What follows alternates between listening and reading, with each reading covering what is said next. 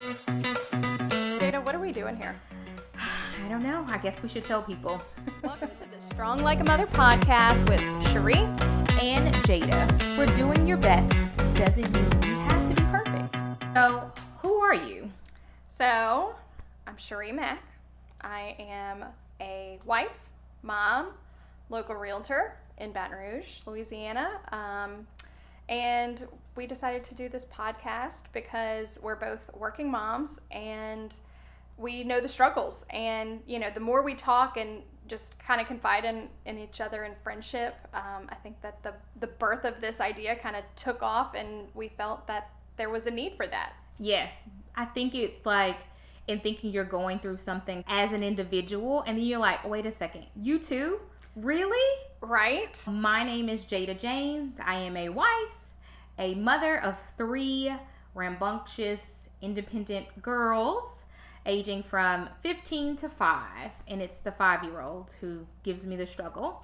I am also in real estate, but motherhood seems to be at the forefront of work these days.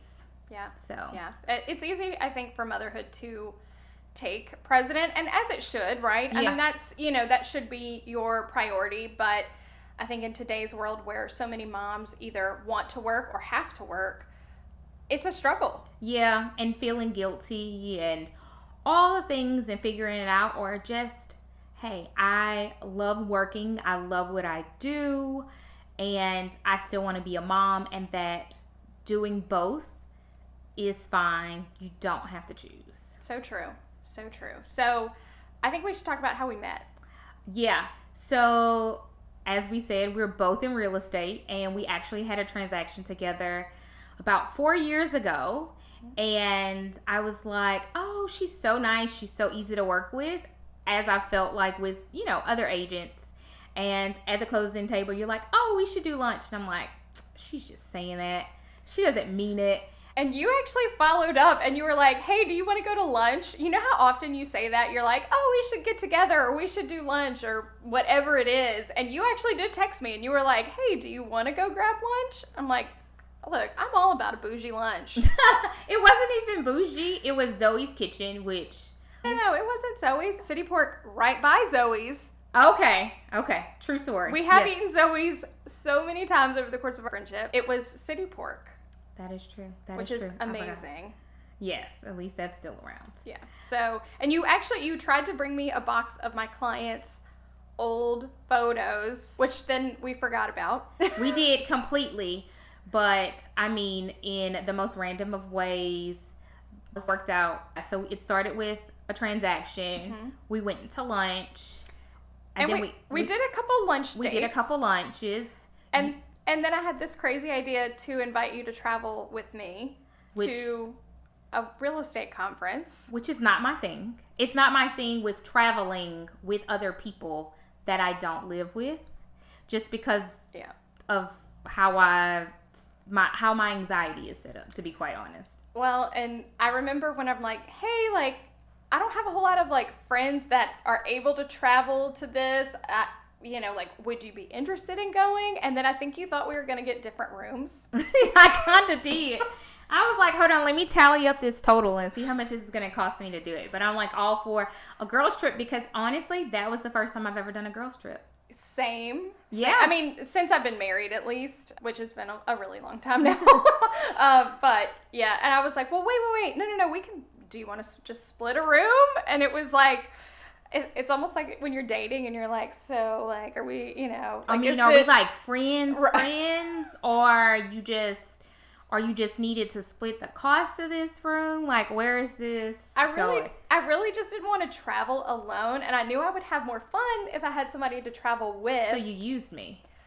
I mean, no. Like, we went to lunch several times, and I'm like, okay, like, she's somebody who, like, I'm vibing with, and I, you know, like, I thought we would be a good match. I could tell you had a lot of reservations when I asked you, not about traveling, but just, like, in general, and maybe sharing a room, which, I mean, look, it was a really small hotel room. But let me give you the context. Prior to real estate, which this year will make year 7, I was a stay-at-home mom for almost 4 years. So I lived in seclusion. Like, all I had was my kids. I really didn't get to interact with a ton of other adults unless they were like school moms. And I was just like, you start to lose the ability to determine when people are genuine, and you kind of get excited for certain things. And so that radar can be off sometimes when you're getting into it. And in this line of work, not everybody really wants to be your friend like that. And so I kind of have to take things a little bit slower and just like, and then honestly, it is okay when people are not your vibe. You know what I mean? So I am thankful that it all worked out. We had an amazing time. I introduced you to TSA Pre-Check. You did, and my life has never been the same since. And, you are the only person that I do not live with that I know I could travel with, have a good time. We go to bed at the same time. We're not out trying to party. Yeah. It's just not our jam. We both want to go back to the room, watch a Hallmark movie, go to sleep at a normal time. Go have good burgers and fries, all the things, touristy things. Yes. And I'm thankful. Oh, yeah. Well, and you're one of those people that, like, I don't hesitate to be, like, really brutally honest with either. That it's like, if I've had enough, if we ever get to that point where we're traveling together and I'm like, hey girl, I need a break, I'm gonna go to the pool alone. Or if you're like, hey girl, I'm gonna go to Target, because we all know you going to Target. Everywhere. So, it's one of those things that I think neither one of us take personal offense to it. It's like, hey, look, I just need a little space, and I want some quiet time, or I want to go shop, or I want to go relax. And I never feel like I have to just cover that up or whatever. I'd be like, hey, I need a moment. But I think that's in the comfort of finding good friendships where you can be you. And I think I've reached the age where, like, I can't spend time holding my breath, not being me, just to be who somebody else wants me to be. The things I go through with my girls, the things you go through with Levi, like, it's not always perfect. I'm not always the most phenomenal mom. I do the best that I can. And you can't just tell that to everybody, like, oh my goodness, I messed up, or look what crazy thing my kid said, and not worry about that judgment from other people, because sometimes you do, but then that just might not be your person. Well, and I think you hit the nail on the head that it is okay for somebody to not be your person, not be, like, I think it took me a long time, like, to get to that point that, it's okay to not want to hang out with somebody. Not that obviously you don't go around and, I just can't stand this person, whatever. I'm not trying to get on those vibes, but it's okay for it to be like, hey, that's just not who I enjoy to spend my time with. And that's okay, because we are all so uniquely different. And I might be somebody's cup of tea, but the next person I am not. And that's okay. It doesn't mean that I should change to be the flavor of tea that they like, right? I just need to wait out for that right friendship, which was weird, because I've seen so many girls that are like, oh my gosh, we've been best friends since high school. We all got pregnant together and all. And I didn't have that. So it was like, is something wrong with me? I don't have this big gang of girlfriends where we go and hang out and we go to brunch and all this kind of stuff.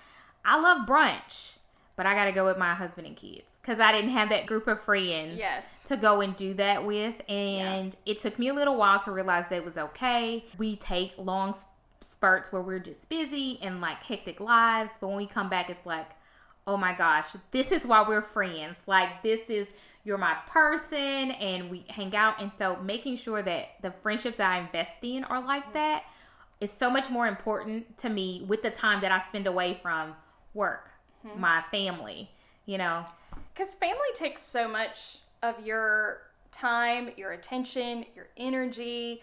I mean, it's, and I've got one, you've got three, kids to chase after. So you want it to be something that you genuinely enjoy and want to do when you're in that circle of friends. And I think that that's what we hope to create here with this podcast. Definitely. To really create that circle that feels inclusive, but, it's either going to be for you or it's not going to be for you. And that's okay. And that's okay. That is perfect. But all right. Well, I think we have wrapped up our first episode. Oh my goodness, exciting. So this is just the beginning, and check back in with us. All right, we'll see y'all next time.